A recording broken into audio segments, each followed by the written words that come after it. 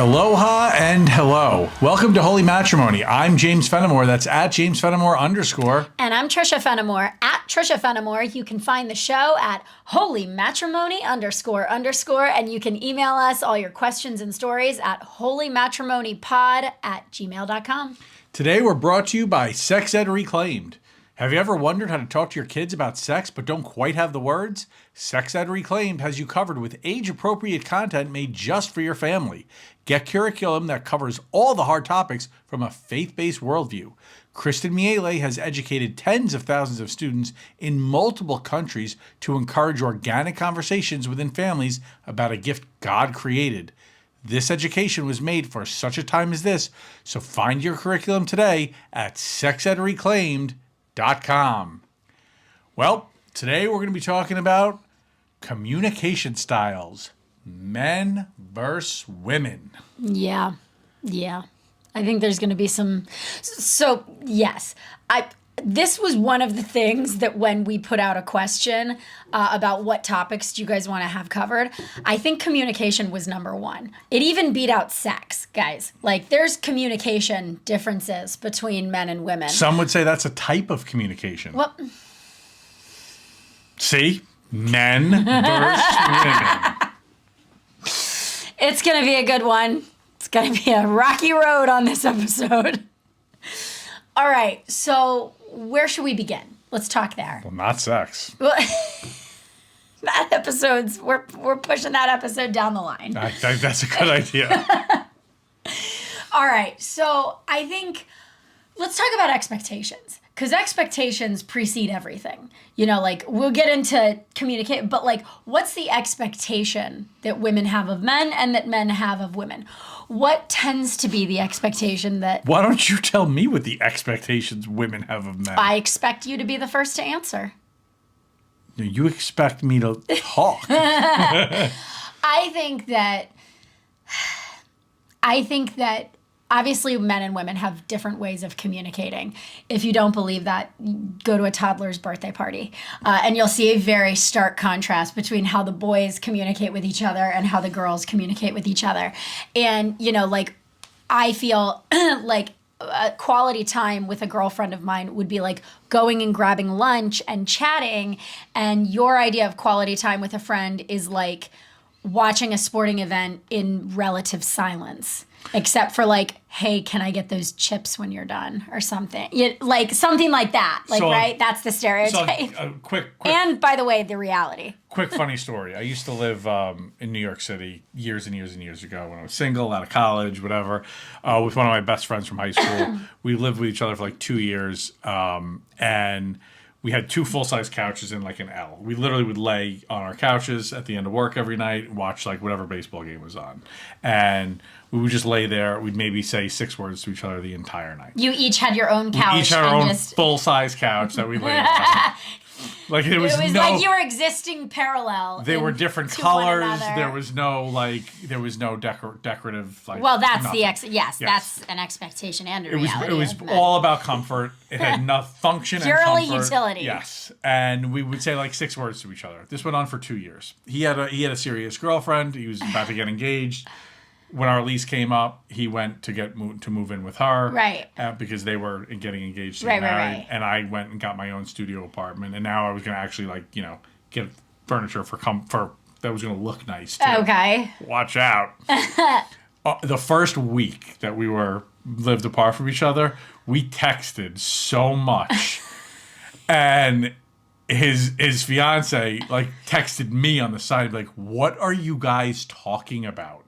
I would come over nights and you would say 6 words to each other. And now that you're actually apart, you have things to say. You had 2 years to say these things to each other. So yes, men are just different. That's funny because that's like the opposite of me and my mom friends now. The friends I have who are also moms, where it's like we will go weeks without talking to each other. No phone call, no texting. And then like if we see each other, it's like nonstop in person. Yeah. So like there is a difference. I think obviously women, for many different reasons, we're of the camp of like talking out the problems. You know, there's that stereotype where it's like we'll talk out our problems and men will just get into a fist fight. Yeah. But obviously that doesn't play in romantic relationships. And I think that for women, we need to edit the expectations of the men that we're in relationships with, that they're not going to communicate in the same way or in the same quantity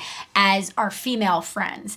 And that's not saying one way is better or worse. It's just different, you know? And these are obviously generalizations, but it's like, I think that having those expectations where men will probably say less in a conversation, they might be a little bit more blunt and to the point, because what I've experienced is like, that's kind of how men communicate. Like if you're standing in the middle of a grocery store aisle, like in the way of somebody, which you're not because you're conscious of that, but like a guy would probably say something to you. Or if we're in a line at like a deli and you're kind of, I don't know, someone would say something to you. Whereas for me, people don't really say things like that to me.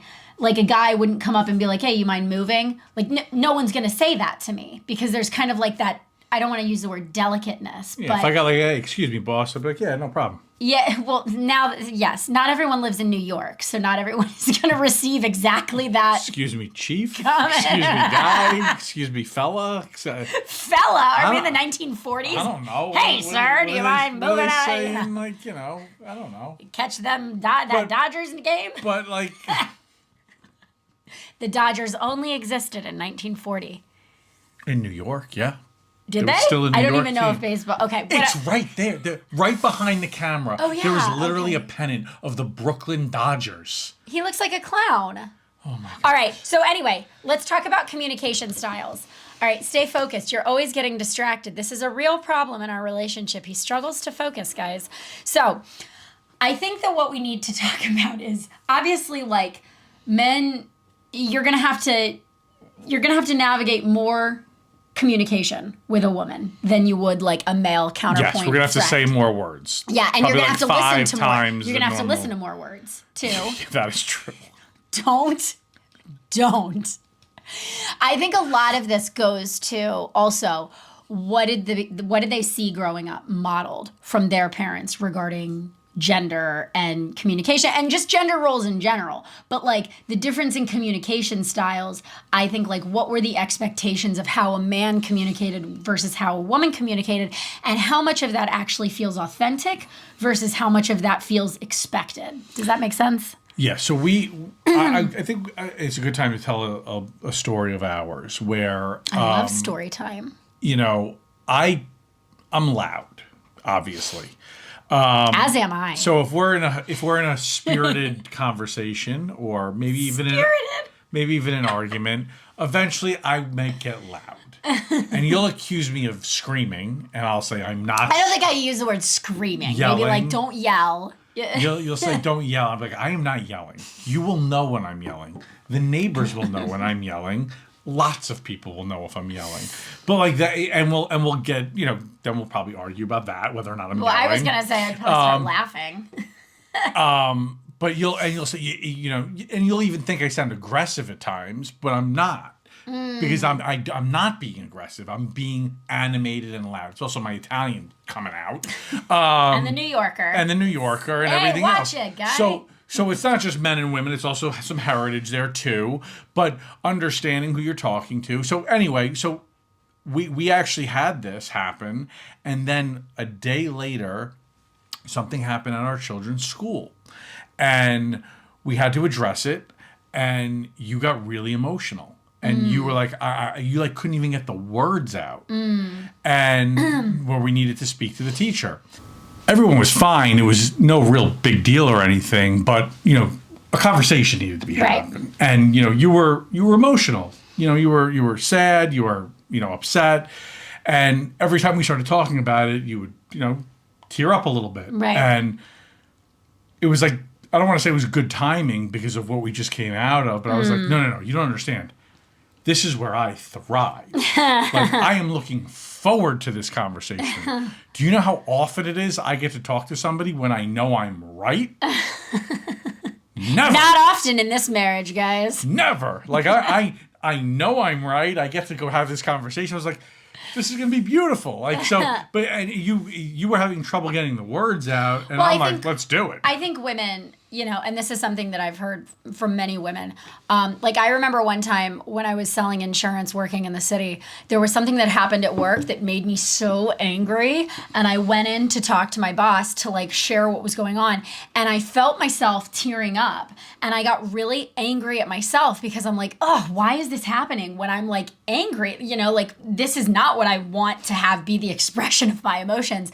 But, I think men, because you've been socialized not to cry, and women, because sometimes we're socialized not to be angry or like not to be loud. If I had a nickel for every time I was told to use an inside voice, which might have not been so female oriented as just the fact that I can be loud. But in any event, I'll say this. I think women it's like, we're told kind of not to be so loud. And then for me also coming from the Midwest, so you're like a lifelong New Yorker man, which has its own kind of communication styles. And then I'm a woman from the Midwest where I'm from and how I was raised was kind of like, just don't talk about the issue. Like don't say anything, just put on a smile, pretend that everything's fine and just kind of go along to get along type of deal. And like, don't make any waves. And I don't know if that's a Midwestern thing or just a personal experience thing, but like that was, so coming into this relationship where you were very open in your communication and I was very like, okay, we just got into a disagreement, but let's go to the family event and put on a smile. And you were like, I'm not doing that. That sounds awful. I'm not going to fake it for 2 hours. And I was just like, well, then what do we do? Because I don't know any other way. We're gonna have it out right now. No, you're like, we're gonna finish the conversation, and I'm like, we've got places to go. We've got smiles to put on and pretend nothing's going on. But I think that the way that we're raised and seeing communication play out definitely plays a role, whether it's female or male. Because I know a lot of men, who have that same upbringing where it's like kind of just go along to get along, put on a smile and just pretend that whatever's going on isn't going on. And that hasn't been a super helpful communication style for me. And I don't think for anybody in life yeah. Well, you could end up burying things and stuff like that. But I think it's not just about the arguing either or like getting into a confrontation. It's really all the types of communication. If you want to just have a honest conversation or, if you're trying to interpret things that a guy said or meant, I mean, how big is that, right? When it comes to dating, where it's like you crowdsource your text responses with the girlfriends. What do you think he means? And relationship coach. Yeah. Guys are not that complicated. Yeah. If we want something. Yeah, I've learned that. If we want something, we're going to go get something. If we want a pizza, we go get a pizza. If we want a woman, we're going to go ask her out. Like, we are not that complicated. Women, on the other hand. Very complicated. Do I call? Do I reach out? Do I text? Do I have to wait a day? I don't want to seem too thirsty? Am I extra thirsty? It's like, God, just put the book down.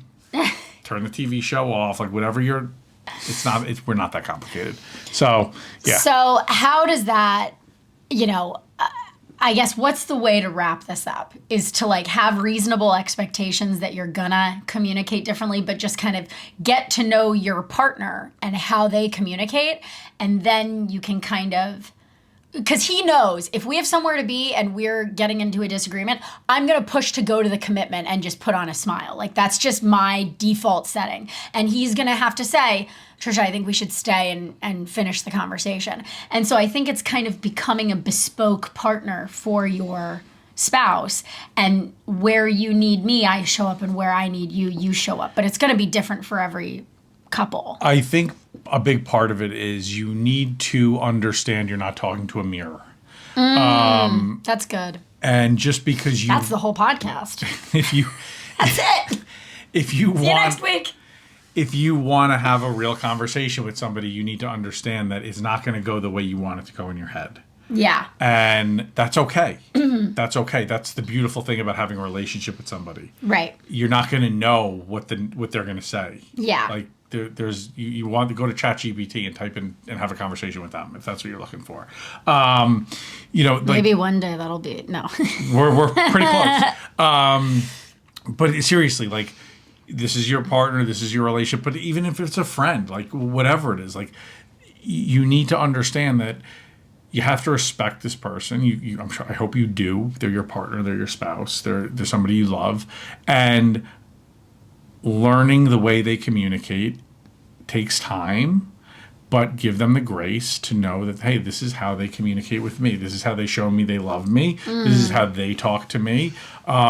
Again, if they're talking to you in not a loving way or in an abusive way or anything else, that's a totally different conversation. Yeah, that's not a gendered thing. That's a whole different thing. Totally different thing. But if it is just a gendered thing and you're not getting the responses that sound right in your head because of the way you communicate, you might need to interpret a little bit and learn the way they communicate. If you have a partner who's pretty blunt and direct, if you're not accustomed to that, it could come across as rude. Yeah. But if you have a partner who doesn't always share and speak up when something's bothering them, you might just think everything's okay and not ask. That's why it's important to get to know your partner, kind of where they came from, what their communication style is, and meet them where they're at and have them do the same for you. Yeah. And or encourage them to. And don't get frustrated with the process. You're learning this person. That's true, because this has been a process for us. Still a process in a lot of ways. I mean, you're still learning. I need a class. I need a class. If there's a tutor out there, from Sleepy Town, Ohio, that bless you. can help me. Sleepy Town. I'll get you a few Italian New Yorkers that could tell you a few things. Like, we don't. All of a sudden, people in the Midwest are going to be talking with their hands a lot more. We're not quiet or anything, but I'll tell you one thing we don't do. We don't witness nothing. I didn't see nothing. I don't see nothing. I don't get involved in other people's business. I won't leave the house until we're done with our argument, but I see nothing. I don't want to. All right. I think that's a good place to end it. That's how we operate. I don't know nothing. You live longer. Bless you. Bless you. Anyway, any questions? Any comments? I got a lot of questions and comments. Well, then you can email us.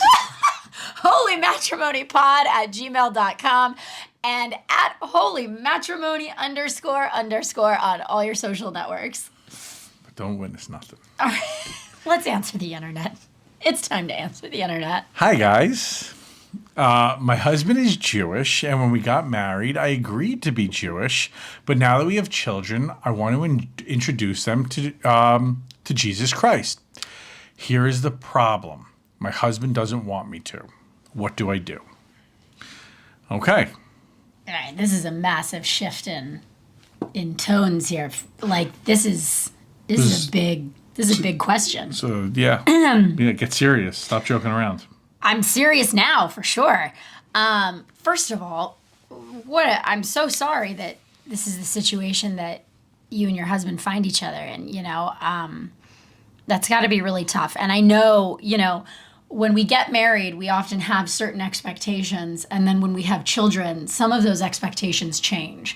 And some of what we thought we wanted or the path that we thought we wanted to go might change. So, I mean, what do you think of this? Well, to expand on what you just said, anybody that's had children can relate to your worldview changes dramatically. Dramatically. And the love that you have for your husband when you made this decision, I'm sure was 100% for the love for your husband. Right. Well-intentioned. And now that you have children, I'm sure it's the love for your children and their eternal fate. And and just their experience here in this world too. You want them to have this wonderful life, and I totally could understand that. So this is a sticky situation. I am going to lay this out right off the bat. Whatever you do not do it behind your husband's back. I'm just going to start that right now. I'm going to lay that out there. That's a. But even if she tells them about Jesus, she's got to tell her husband, I'm telling them about Jesus. Yes. And he'll say, I don't want you to. And she says... Even if you're going to be defiant to your husband, he needs... But obedient, perhaps in a different way. Who knows? I'm just saying, like, in general... It depends, I think, where your decision is rooted from. I'm saying that in your marriage, you cannot not tell your husband what you're doing with your children. Especially when it comes to religion. Yeah. And God. That is too important, and you don't want that to be sneaky. Because then that's the sneakiness is where the enemy operates. So you don't want to introduce, Christianity in the place of sneakiness where the enemy operates.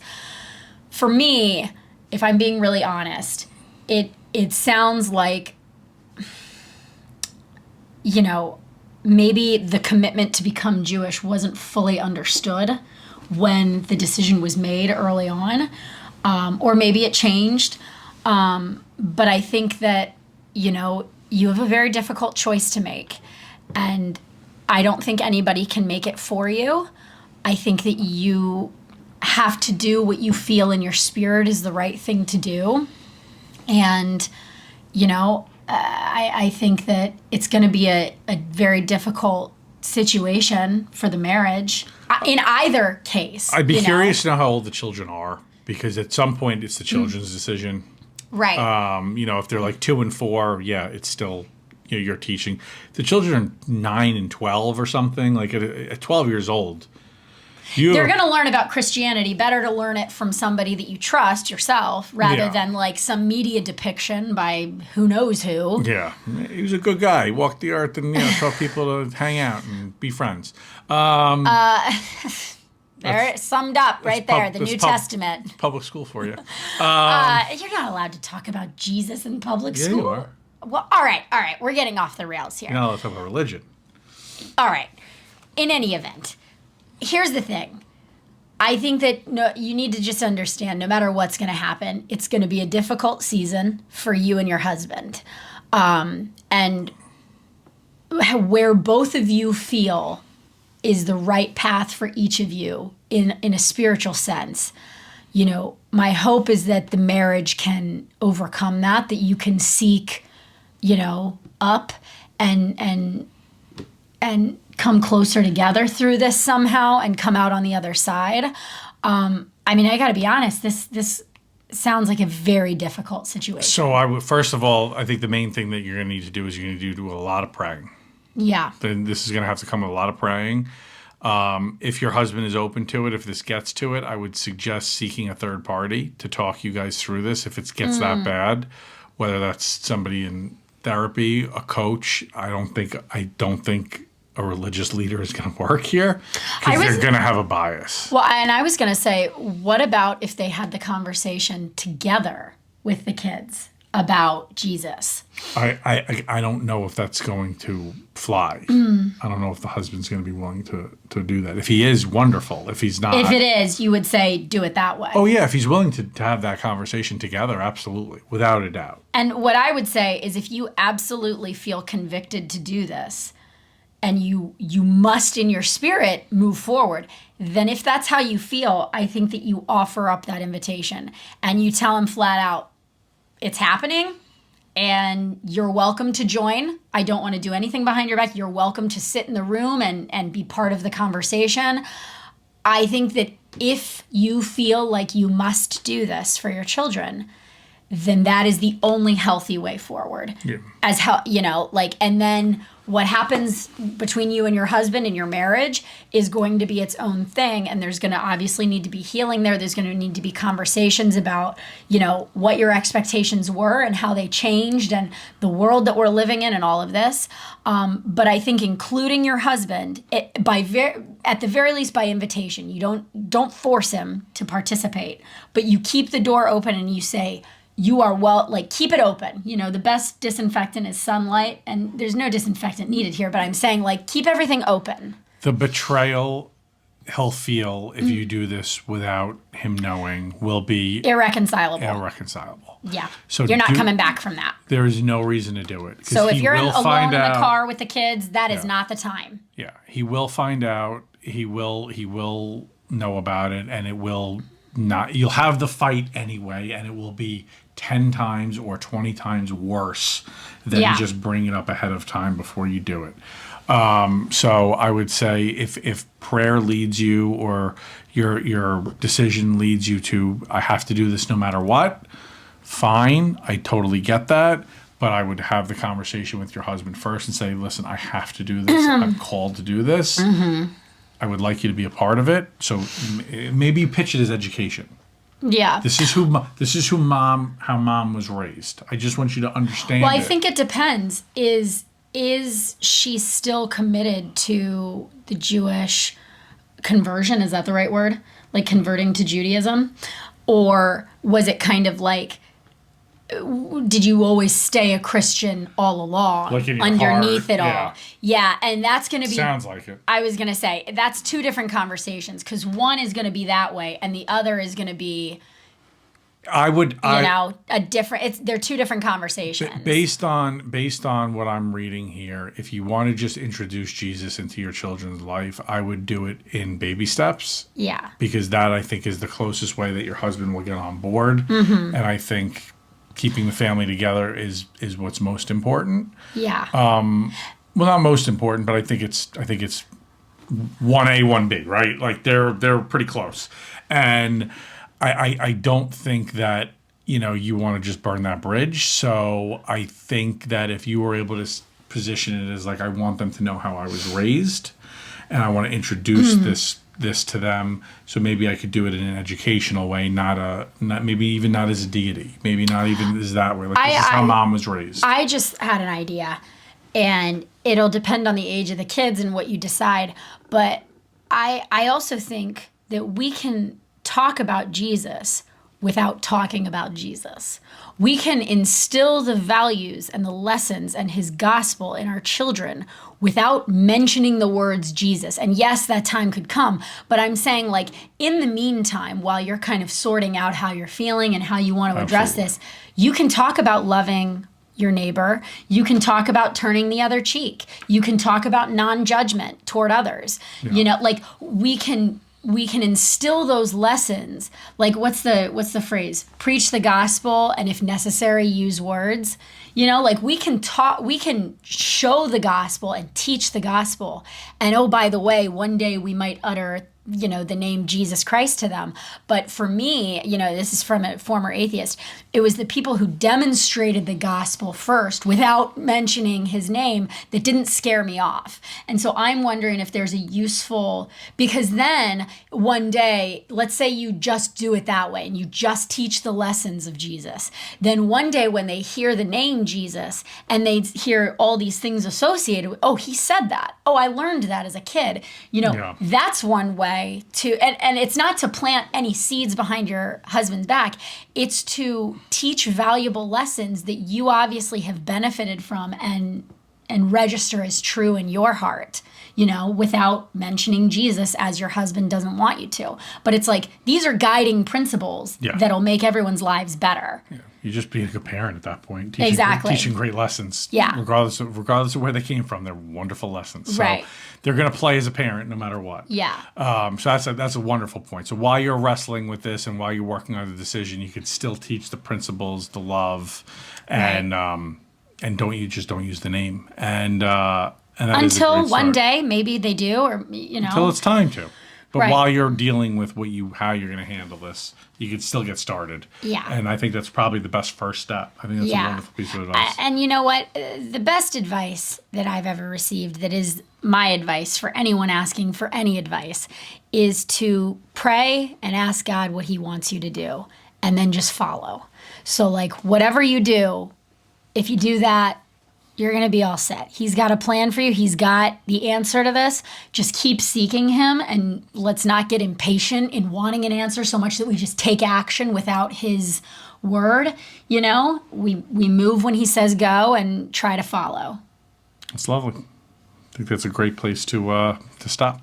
So good luck. Keep us posted. Email us. We'll be praying for you guys. We will definitely be praying for you. So thank you, and thank you for the email. Mm-hmm. Keep sending them in. We want to help as many people as possible. Yeah. All right. See you next week. I'm James Fenimore at James Fenimore _. And I'm Trisha Fenimore at Trisha Fenimore. Again, you can reach the show at holymatrimony __. And you can reach us via email at holymatrimonypod@gmail.com. See you next time.